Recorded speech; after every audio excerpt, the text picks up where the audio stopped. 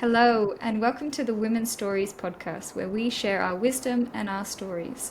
We are made up of stories that we tell ourselves every day. Sometimes those stories are written for us, and sometimes they're written by us, and sometimes we need to rewrite them altogether. I am your host, Julia, and today I'm joined by the lovely Ombiya. Ombiya teaches women to access financial sovereignty by helping them navigate the world of crypto. When I first came across her, she was living in Bali, learning from Balinese priests and living off the investments she had made. I joined her Crypto Queens offerings and have learned so much from that world and haven't looked back. So before I go into conversation with her, I want to thank all our listeners for listening to this episode and for supporting women's stories from around the world. To keep our voices strong and heard, please follow, like, subscribe from wherever you're listening from. It means so much, and together we can celebrate women and their wisdom. So, Ombiya joins me from the USA, and I am in Sydney, Australia. Welcome to the podcast, Ombiya. Hi, thanks for having me. So, I want to start with your experience of Bali. I'm probably the only Australian to say that I've never actually been to Bali. I've been to Indonesia, but I've not been to Bali. Mm. Um, what drew you there? Why did you end up living in Bali? Yeah. Well, actually, I've been to Bali twice. So the first time I was living in Hawaii in a tent, and there's these croaky frogs in Hawaii. If you've been to Big Island, people know they're these little frogs that go croaky, croaky, croaky. And all around my tent, I was in like a carport, and so all the frogs were there, and they were so loud. It was like a symphony, like of breaking your ears almost. And so I was up the whole night. I finally fell asleep for like 20 minutes, and within that sleep, I had a dream, and it was a fork in the road. And it was like, left, you go to Bali, right, you stay. And I immediately went left. And when I woke up, I knew I had to go to Bali. It was just that soul calling, the intuition, you just know. And so I actually wrote my parents an email saying that I found a yoga teacher training, and it was this like long beautiful email about how I wanted to be a yoga teacher and I needed to go to Bali, and they actually supported me, and they paid for it all actually for me. And I mean, I had a little bit of savings but not much, and I went to Bali and I did a 30-day yoga teacher training. So my first experience of Bali was completely life altering. Bali is the land of purification. So when you go to Bali, it is so, for an American, it's like a whole different land. You feel like a complete alien. Everything's different. There's nothing that's the same. The values of the people, the culture, the spirituality, the way that they do offerings, the incense when you walk through the road, there's like incense and offerings everywhere. And it's so fascinating, truly. And it's one of those places I really feel that tests you to the core. Once you've been there long enough, you get so tested. But also it's so beautiful. It's just like completely a different land, and there's so much community. The Balinese are smiling. You feel in America it's very isolating. And so going to Bali for me was just like, wow, like I felt so at home. So when I left Bali after that experience, I'd always wanted to go back. So I really, really felt that pull, of just wanting to go back again. So in the middle of COVID, there was an opening. In December, Bali opened for whatever reason 1 month. And I got on a plane immediately and I went. I knew I had to go. I left everything. I had animals and partners and everything, and I just, in the middle of it all, I just said, I'm sorry, I have to go to Bali. And I just booked a plane ticket and I went in the middle of COVID. And I really think what pulled me there is just the deep spirituality that is imbued within that culture and on that island. There's like a couple really big spiritual portals. I believe that it's like Bali, Peru, Tibet, and a few other places, but those are like the three, and India as well, but those are like the three that I really feel that have these vortex. And I was pulled into that vortex, and it was the most challenging and beautiful 3 years of my life. Now I'm back in America, but it really is this invisible pull. I think if someone has been to Bali that's listening, they know what I'm talking about. Or maybe people who have never been to Bali know what I'm talking about because they feel the pull just hearing me talk about it. But it is a very, very sacred place. Yeah, definitely. The Balinese spend 30% of their life in ceremony. So they're consistently praying and doing offerings and charging these temples. And the temples are all over the island, and even house temples, temples in front of the houses. So it's just a very, very spiritually charged place. And that's what really pulled me. That's beautiful. I mean, Bali's definitely on my list of places to go, and I can see that pull. I lived in Cambodia for a bit, so I can see some similarities there, and just how everything is so different. Why was And the it people are why was so it the gentle. most challenging 3 years of your life? Well, as I was mentioning, Bali is the land of purification. So any shadow work or anything that's kind of stirring under the surface comes up for us to see, right? It's just to purify. We can't purify something if we don't look into the darkness of why it's been created in the first place. So I will say the first time I went to Bali, I broke my foot. I got in a motorbike accident, and so I had to spend 1 month almost on my back.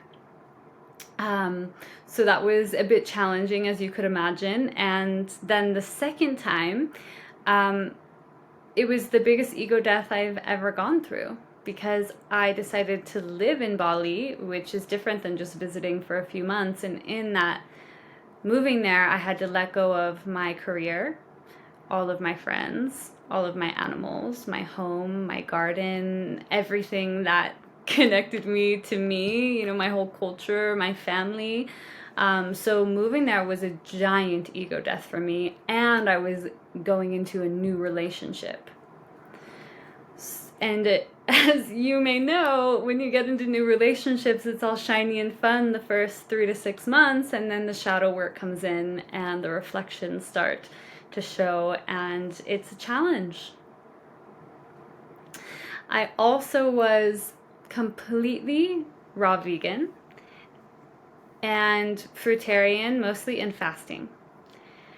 So that was also a big challenge as I went down to 88 pounds, 39 kilos, 40 kilos, and stripped myself completely clean as I was going through that whole ego death and new relationship. So I like to challenge myself, I guess. And yeah, I went really, really deep into myself, and just had to face, all I can say is a death. I just had to face a death of everything I had built myself on, my whole personality, my whole persona, my whole ego. It was gone. My body was a Yeah, I mean, skeleton. sometimes that needs to happen, right, for your new identity to come out. And it's probably not the last time you're going to do it. You're probably going to do it multiple times. It's like snakes, we shed our skin all the time so that we're renewed. Um, Now I just Tell won't me do a it little so bit more about your extreme. story with what's that? I said next time I won't do it as extreme. I have left the world of extremes. So now hopefully the changes that happen in my life can be a bit more slow and steady. But nobody knows what's going to happen. Change can just happen in an instant. But what I have control of now, I feel like I used to throw myself into just completely new situations, and now with the wisdom of my life, I like things a bit slower. That's beautiful. I'm glad you've got that takeaway from everything. Um, it's the grace of aging, right? Mm-hmm. Yeah. Um, can you tell me a little bit more about your story with your raw veganism and was it fruitarian? Mm-hmm. Mm-hmm. Yeah. So, the first time I went to Bali, I actually started having health issues, which I'd never had before. But I had never quit drinking and quit weed and quit foods, sugary foods, and meat, because when I went into that yoga teacher training for 30 days, it was like completely clean, right? I'd never really experienced that for many years. So I started to notice whether Bali brought that on or it was just the awareness that I was having with my body. I started to notice some health issues, mainly bloating, like really a lot of bloating after eating, and a lot of fatigue. And so, as I started to explore how to heal the body, um, I got introduced to a guy who taught me about fasting. So, I did a 3 day green juice fast with him. And I had never even thought about I could go a whole day without food. That never crossed my mind ever. And then here I am in a whole different place, and somebody's suggesting try not eating for 3 days and just having green juice. And when I did it, I just noticed all my energy came back, my bloating went away. I was so elevated, and I was like, wow, there is something to this, right? So I started researching and I started doing more fasts. And I started doing water fasts, 10-day water fasts. And yeah, they were profound, honestly. They were absolutely profound. The experiences I was having were just bringing up all of my past. I was having to sit with like things I had never resolved before. It was like just a full stripping of like all of the pain and everything that I'd been through. It was like the water and the juices, they were just cleaning me out. And I could really feel that connection to spirit, my meditations getting strong, the synchronicities just popping up everywhere. It was quite profound. And so I started researching Dr. Robert Morse, who is an incredible doctor living in Florida, and he has dedicated his life to healing terminal illness using fruits. So I became very inspired by this because, of course, I'd only known the American medical system, which is very prescription based and covering symptoms and not actually healing the root cause. So I got very passionate about learning this. Um, and I became a detox specialist. And I started actually helping people with illness recover. I mean, it was shocking. I watched help my aunt get off kidney dialysis. I watched I watched people that had cancer heal their cancer through their eating, diabetes. I was seeing like live examples of the power of our food being medicine, and it was just absolutely amazing. And so, as I continued to learn about this, I started making, my food a lifestyle, and I started just fully eating as raw and as clean as I possibly could. Um, and it was a beautiful journey. It really was. It was part of my awakening. And awakening for me means just becoming more and more aware of what's going on in our inner world, but also our outer world. So when I started to research about food and GMO and prescription drugs, and I started to learn, where did they even come from? Like, where did even prescription drugs start? Right? And I started going down the rabbit holes of Rockefeller and the banking system and how they're all connected, and how Rockefeller created prescription drugs and actually put people to jail that were doing natural healing and using natural medicine, and created the hospital system, created the education system. You know, all of that started to be revealed to me. I was starting to have I was starting to meet with women who had vaccinated their kids, and their kids now have autism. I was just, all of a sudden, my whole world was just blown open in a way that I'd never seen before. I think I spent a lot of my, honestly, before I did that trip to Bali, I think I was completely like asleep. It's like I don't remember like 27 before 27. Like before 27, I feel like my whole life was just this program, and I was just plugged into it, and I was just like doing the daily things of, going to work and going on it's the weekend. Now we drink and we take Adderalls and we do cocaine, and then it's Monday again, and then we work, and then it's, and it was just that cycling over and over and over for years. And I would travel here and then, but I would just travel to places to go drink and to party. And I don't know, it's like I didn't have this connection to spirit at all, or even a connection to my soul. I was just kind of like this robot going through the motions. Though I've always been a bit of a rebel, and I did things way differently than I've seen most of my peers do, I still feel like I was plugged into just this rat race programming. And when I became fruitarian, and it's like all of that shattered and this whole new world was revealed to me. And I have this activist, caring lover heart. So all of a sudden, it's just, I had to like, I went through the stage where I was like, I need to save everyone. But yeah, I can see actually there's a shadow in all of that as well.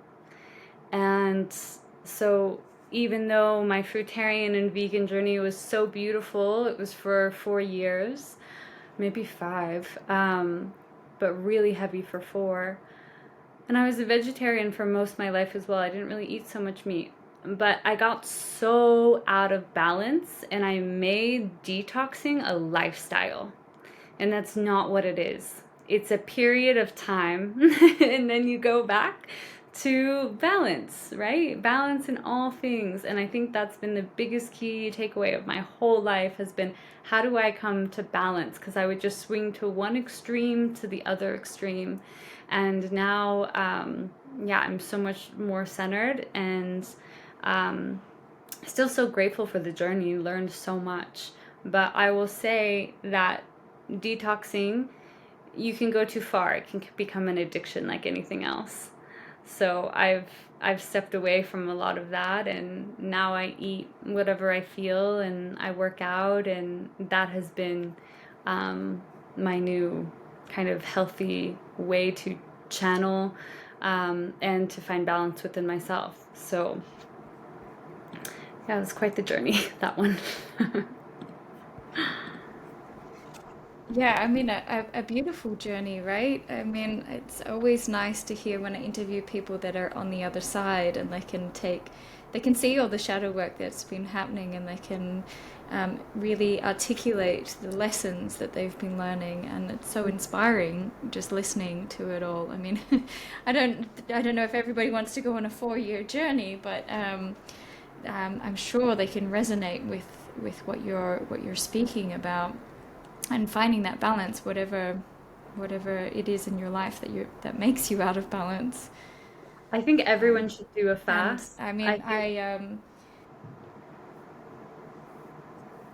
Sorry, it delays a little bit. I think everyone should do a fast. I think that to shift that paradigm of like, wow, I actually don't need food to eat and my body can heal itself if I'm just giving it water or just giving it alkaline fruits or smoothies or juice. It's so healthy. It's so great. For like a month, 3 months, you'll see such a shift in yourself. And I think that's beautiful. But when it becomes a lifestyle and it becomes an obsession and it becomes like a must, that's really when it moves a little bit more into the shadow. Um, and yeah, but it's an incredible way to heal, for sure.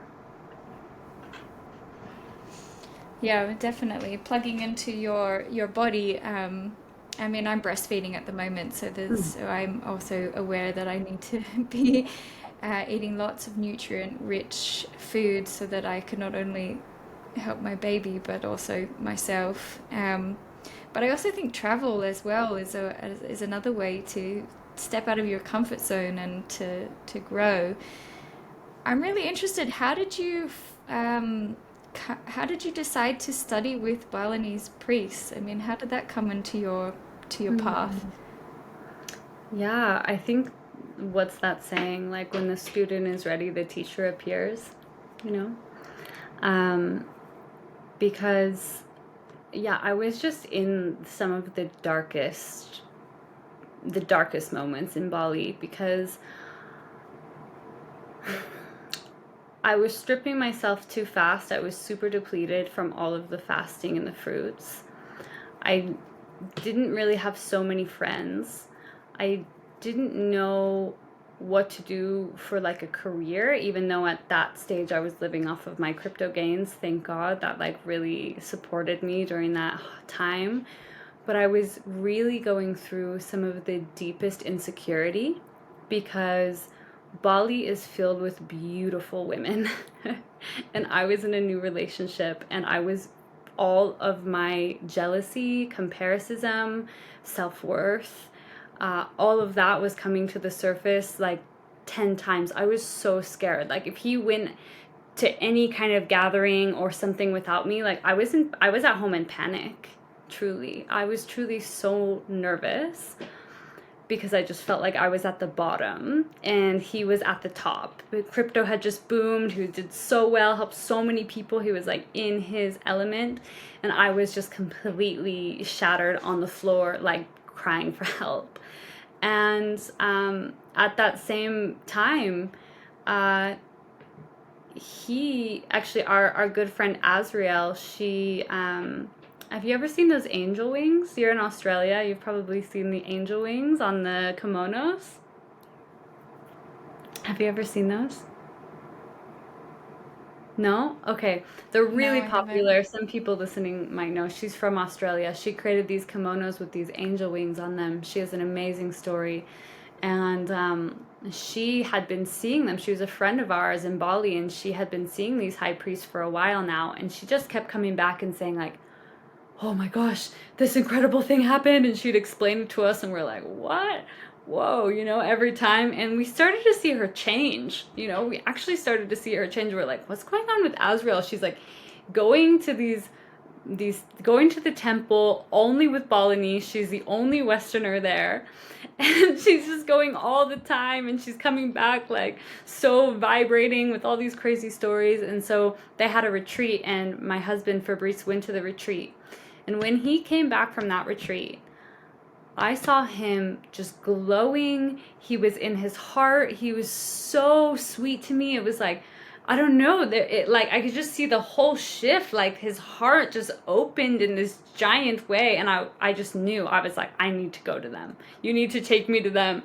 So he did. He set up a water blessing. I went to their house, and I had been serving plant medicine for a very long time, and I sat down for their water blessing and it felt like I had just taken a huge hit of bufo, which is 5-MeO DMT, which was what I was really into. And I I sat down for that water blessing and I fully just went into a trip. And it blew my mind, you know. And then she did a water blessing. His wife, the high priest's wife, she's also a high priest. Idarisi Mahadewi is her name. And she just started pouring water over my head, and I was just like convulsing, and it was just insane what was being released from my body on every single level. And when we were finished, I was just in tears. I was just like, what was that experience? Like, I didn't even know water and supercharged gurus could make that happen. I've only ever had those experiences on medicine. So I just couldn't get enough. I just had to keep going to all of their gatherings and whatever they had. I just kept going, and eventually I just knew it was my soul family. I was like, I have found my soul family with all of these Balinese people. These are my family. Like, finally, like, I have always known magic was real. I've always felt like I was really intuitive, and I've had so many wild synchronicities and manifestations happen through my life. I know that I have a higher purpose. I know I'm important, you know. I all of that was confirmed in those meetings, and it just, honestly, I was so humbled. I was just crying and crying and crying because I was like, that belonging that I've always wanted to feel. It's gonna make me cry right now. In my whole life, like, I had felt just being like a black sheep in my family, and just always feeling like such a weirdo. And when I was with them, I was just like, wow, I can be me, you know. I'm just like finally accepted and seen. And yeah, it's been a really beautiful journey with them. They married us, and I've been to, I don't know, probably like 50 temples. I've traveled with them around Cambodia. Actually, we went to Angkor Wat together in Thailand, and yeah, I'm really, really dedicated to them. And I'm so grateful because they really saved my relationship. And they've really brought so many blessings into my life. I'm just really, really humbled because I don't think I would be here without them. I don't think I would have the success and everything without them, and the support that they've been, because they've been like a mother and father figure that I've always wanted. Because I've just always wanted to be seen in my superpowers, you know? And they really saw me and saw us, and I've brought so many friends to them, and it's been the same. They've just had so many life-changing experiences, and yeah, it's been like such a big part of my journey, and I love sharing, because yeah, I would give back to them in any way that I can for the rest of my life. And I do. I plug them any way that I can to support them. And yeah, it was very, very special to start that work, and to also see and learn more of who I am, because that's a big part of working with them, is you really get to find out who you are, like what energies, what deities, what gods and goddesses like we're working with. And I work really closely with the goddess Saraswati. She's the goddess of music and wisdom. And yeah, that's always been some of my two favorite things in the world, has always been music and teaching. And that's what her energy is. And so getting to work on my channeling and connecting and merging my soul with her, and yeah, going to all of the temples and actually like sitting with the different deities in Bali. Each temple is connected to the chakra systems, but it's also connected to different deities. In the Hindu religion, they believe that you know, they have all the archetypes, and all the archetypes are in these different deities. And so it's amazing to see like which archetypes and which energies are specific to us, and get to learn how to channel that and be more of that in the world. And they're just always lifting us up, and yeah, it's so incredible, honestly. Whew. Yeah, thanks for asking. I think magic just came out of your your mouth. I mean, I could feel the love that you have for them through. And I'm on the other side of the world, and you have me in tears as well. I mean, I totally know what it's like to be the black sheep and not feel like you belong. And I'm so happy that you have found your soul family. I mean, how did you Mhm. leave them? How did you go back to the US? How You hard know, was it's that? weirdly, it wasn't hard because Bali is changing so much, sadly. The tourism is taking over the island, and it's not how it used to be, sadly. There's so much traffic and pollution, and yeah, it's everyone's stressed out, and it's not like the slow-paced island that it was. It's changing because of the capitalism and because of the tourism. But because I feel like really like, right, everything is just a reflection, and because I was able to find that love and find that belonging, it was really me just finding that love and belonging within myself. And so I just feel like that love that I feel for them, I just feel almost all the time. Like I just sometimes I just sit in my car and I just feel so much love running through my body. It's the most incredible feeling in the world. I didn't even know that it could exist on this kind of level. But really, like, I have them with me all the time. And tons of masters that I've worked with now, Sadhguru and Babaji and Osho, they're it's all one energy. And I was guided to, I'm in Ashland, Oregon now, and I was so guided here. I just knew I had to be here. I knew I had to be here.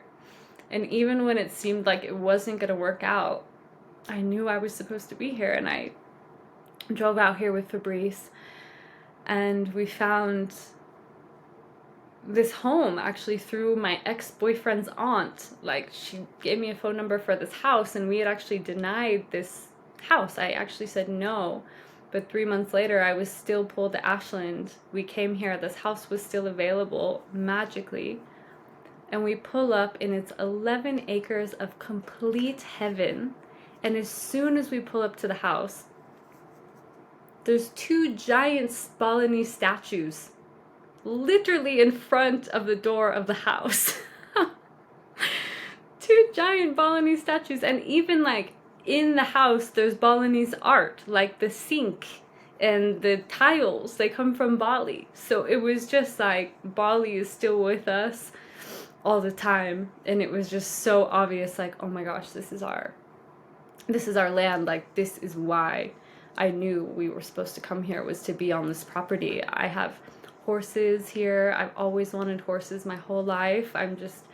It's amazing. I actually like get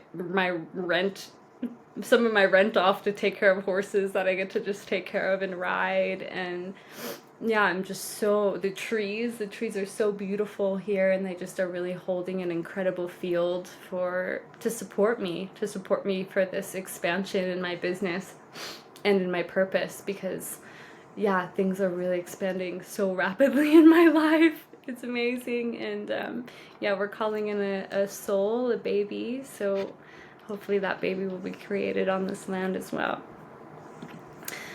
So even though, we Oh, had to yay, leave that's so Bali. exciting. Yeah, it is. And even though we had to leave Bali, like, I know that our hearts are still connected, and we'll continue working with these priests in whatever way we can, and we will, and we are. So, yeah. I'm very excited that you're calling that in, and I mean, I have two babies myself, so for me, that's been the biggest transmutation. My biggest coming home to myself is me having children, and just like I believe that they chose me as their mother, and they've just brought me back to myself. You said you feel belonging with your Balinese family, and actually the medicine was in you the whole time. They just helped you Mhm. see that. Where I feel Mhm. like my daughters have helped me see that the medicine is in me the whole time. I came back to Australia after living away for 7 years, and I feel like, yeah, this is I didn't I mean I learned and grew so much by being away, but coming back now I get to share my medicine, and that's because of this experience that I had of my children. So I hope that you get that too.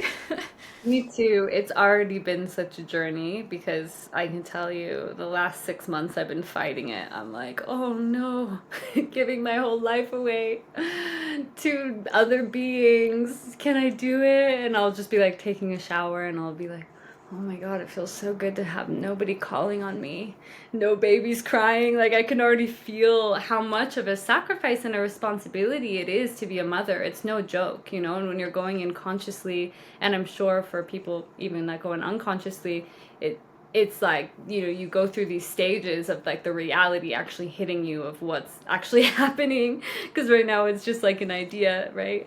But when you're actually going through the process, that's a huge ego death in itself, right? And I can feel the beginning of that one, like of like, oh wow, like letting go of this whole maiden and going into mother, and what does that mean, and how will I show up, and the freedom and this and that. But I believe that, yeah, there's more freedom sometimes in commitment. It's a weird paradox, but yeah, I feel like a part of me will, like you will feel, and like we're talking about, right, we'll just feel so settled in that, like so much purpose, and feel so complete and whole in a way that like only motherhood can touch, you know. So I'm excited to experience just all the new feelings and all the new emotions that come with that whole journey. And I know it's going to be like so special, and also so challenging at the same time. Yeah, definitely challenging. And although in a way, I think having children is almost like starting your own business. So I Mm. decided to start my own business after the birth of my second child, Wow. and I have had to do so much shadow work because of this third baby that I have. Mm. So effectively, you have a baby, you have this business, your crypto business. Can you tell us a little bit about the birth of that? How you were into it, and then you were like, oh, nothing's happening. So then you almost stopped doing it, and now it's just like, poof, this baby is like walking. It's gonna start running soon. It's that surrender thing. I felt like I was trying so hard to get people to see how amazing crypto was. I'm like, didn't you guys see me living free in Bali for so many years? Like, don't you want to do this too? Like, I'm just, I was like, why isn't anyone into this? You know? And I was doing these master classes on my Instagram, and the first one was really popular, but then they started dwindling, and I'm like, why am I trying to convince people to do this? Like, they either want to do this or they don't. Like, I don't care. Like, you know, I mean, my heart does care because I want to see people succeed and abundant, but I didn't like that. I felt like I was having to push it on people. I'm just like, no, and I no. So I just took down all my links. I was like, I'm done teaching crypto. I have like 100 people in this one group, and I'll just serve them for free. You know, because I had a Crypto Queens going for 2 years, maybe 100 people in there.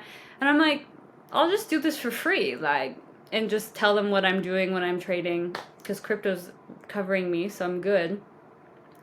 And then after I took down all my links, I got approached by beautiful Katya, which most people know me from the Wealthy Women Vault, which my class ended up being like the most watched, loved class in that whole vault.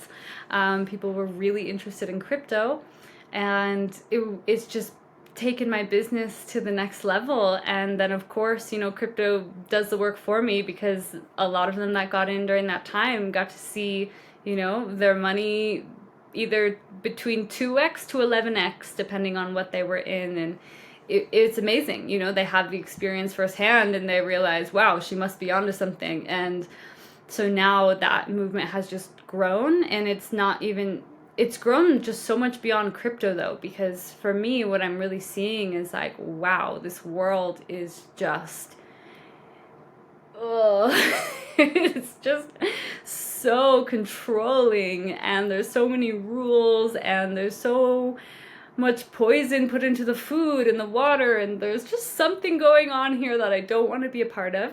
And I want to create my own world. I want to create my own game. I really, really fell in love with gardening and growing food and working with soil and planting seeds, and that has been just guiding me. That love for that has just guided me into like, oh wow, I want a whole community that is doing this, and we need each other, and we need connection, and we need to homeschool our kids together. And I just see it so clear, and I know so many other people do too. I know we've all had this vision for so long, and it's like, but how are we going to action it without the resources? And so I'm like, yes, like crypto is that resource, and I know that if we all make a bunch of money, a bunch of us are going to come together and create that. I just know that's been my path. That's what's laid out.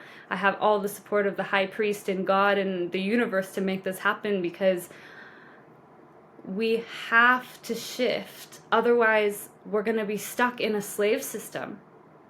It's just the truth of what is happening, whether people want to look at it or not. And some people will never look at it, and they'll just be in that system, and it won't matter. But for me, I'm on a whole different path in this life. And my children are going to have the absolute best. Clean water, clean air, clean food. They're going to be playing instruments. They're going to be bilingual. They're going to be incredible beings that are going to help the next generation, and so on and so forth. So I want to leave a legacy, for myself and for my family and for my friends. And I feel crypto is a piece of that. I can't make promises, and I don't. And I don't know what the future holds, but I love that crypto makes it possible, because the returns are just so juicy. You can't see that anywhere else. With property, with businesses, with nothing can make you money faster than crypto at the right timing in the right project. So that's also a big work, right, of knowing how to do that and navigate the space and everything. But there's still this time, because we are moving into a digital age, right? Everything's becoming digital. Books, movies, music, currency. So it's just a matter of time before the US dollar and gold, it's hard to carry gold, and the US dollar is worth nothing. And it's just shifting. Most of us are using credit cards and PayPal and Venmo anyway, but what crypto does is it takes away the middleman. And so because of that, it just opens this whole new world. Because when you use a credit card, and there's that interest, right? What is there, like a credit card fee, like a 0.7% or 1% credit card fee, or sometimes even $3 extra to use your credit card. So if I'm using a card, which in Sweden, for example, you can only use a card, right? They're already taking away regular paper money. So if I use a card and that percentage is being taken, and then somebody else uses a card and that percentage is being taken, and we just keep paying people using cards, at the end of the day, all of that money has actually been transferred to the middleman companies that are being used to give us the convenience of using that card, when they actually don't give us any option anymore. So there's just a lot going on. At some stage, the financial collapse is going to come, and we're going to be really happy that we have diversified. And I think land is actually the number one, not crypto. Actually, crypto is just a tool, I believe, to be able to acquire the land, because the land is what we need. And that's going to be the most valuable thing in the future. So though crypto is like the interest, what the message and like what I actually feel like the real purpose of all of this is really just to get people resources so they can buy land and grow food and live in joy, just get to chill out, not have to be running around all the time, and to have support, to have friends, to have community. Like, we need that as people, and we're just going back to the land and how we've always been before this capitalistic society started taking over. So Yeah.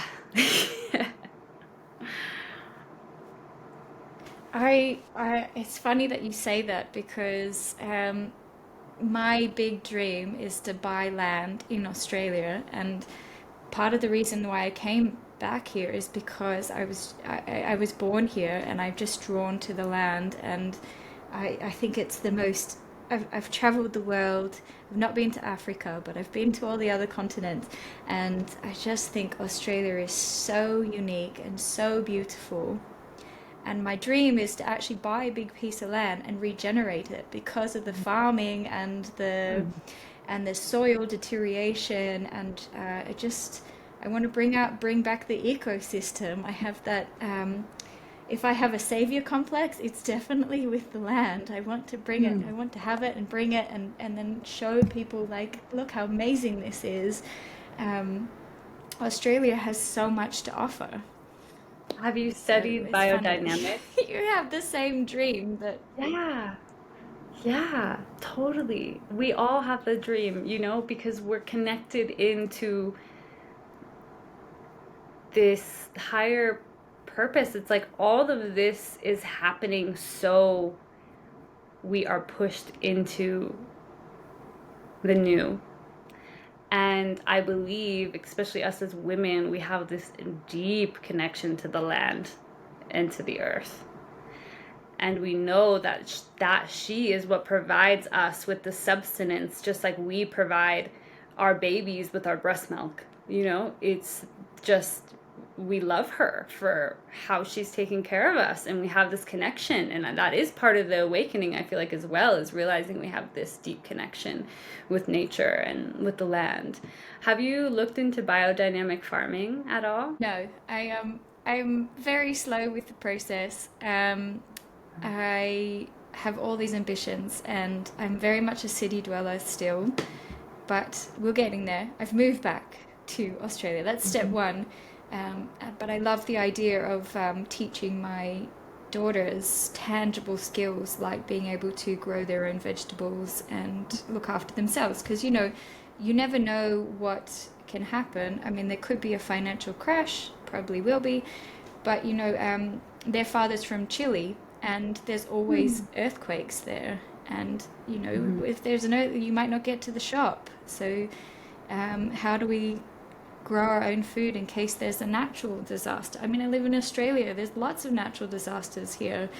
Um, I say natural disaster, but yeah, you need those tangible skills, I think, moving into the future. So I one step at a time. I've learned a lot about being a mother and breastfeeding. I'm learning about financial literacy and diversifying my income and setting myself up. And the next bit will be how to regenerate the land. Beautiful. Yeah, there's this amazing farming practice called biodynamic farming, and it's so fascinating. And it's a way that you can regenerate the soil, and it's wow. They use like, ritual, like taking a skull of a cow and filling it with crystals, and like doing on a certain area of the moon and putting it in, and it actually really works. This has been like documented, and there's biodynamic farms that have done this, and they've cultivated their soil a very specific way for 5 years, and it's incredible. It's really incredible, actually, like the magic and the ritual with the earth and humans and us bridging the two worlds together. Like, oh my gosh, it's so cool. I think is it like Rudolf Steiner that wrote a book on biodynamic farming? I can't remember. Okay. But it's wow, so cool to look into. I highly recommend anyone that's listening to this podcast, if you're into that, just like watch how you prep soil with biodynamic farming, and you'll just be amazed. So cool. Wow, I mean, we've covered so much. You have such an amazing stories to tell. Part of this podcast is about stories and our ability to rewrite our stories that no longer serve us. And I think that you have done a lot of that, a lot of the shadow work, and coming to a place where you feel more balanced. So, for all of our listeners that are in that journey or want to take that journey of rewriting their story to their place where they to a place where they become more balanced, what would you say to them? So I believe that we live in a hologram, and I believe that the field around us is malleable. And what will happen is if we just stay in our everyday routines and in our everyday world and friend groups and family and areas of living and growing up, you get stuck in these patterns. And this informed field around you, this simulacrum, it continues to create just the same patterns over and over and over again. So if you really want to shift your reality, you want to do completely different things that you've never done before. And that will shift you out of those patterns. And it can be anything. It can be just, instead of going to this grocery store, to go to a different grocery store. It can be you walk 10 steps backwards to your fridge. I'm talking like just weird random stuff. Go travel to a place you've never been before. It can be bigger as well, right? And just these things start to rewrite the program, and it can help you see a different perspective and start to shift into a different reality. And so there's an incredible book called Awaken the Mortal Within, and he goes deep within this, and it's exactly that. Do something different every day that you wouldn't usually do, and that already is going to start to change your world. That's it. It's that Beautiful, beautiful. Thank you so much. I think that's a really great, really great advice. I mean, it's something that's simple and that we can all do and doesn't take up a lot of time. Like I could walk 10 paces backwards to my fridge. For sure. Yeah, really, it really does. The more that we just do things that we wouldn't expect us to do, the more the world starts to change around us. And you'll see people who are listening, just start the practice once a day. Do something you would never do, and you'll start to see what I mean. Yeah. And for me, it's starting this podcast. I mean, I've done podcasts before for corporations, but not by myself and not with a baby in tow and Yeah. not this raw and messy and unperfect. But I love it. I love hearing women's stories. We have so much wisdom to share. So I'm going to leave it here, and I can't thank you enough for coming on. I'm so excited that you're here because I feel like I've captured you just before you get really, really big, and you probably have no time for for a little podcast like this. And so I am super grateful, and I've loved everything you've said. Thank you so much. Yeah, thank you for having me. Honored to be here.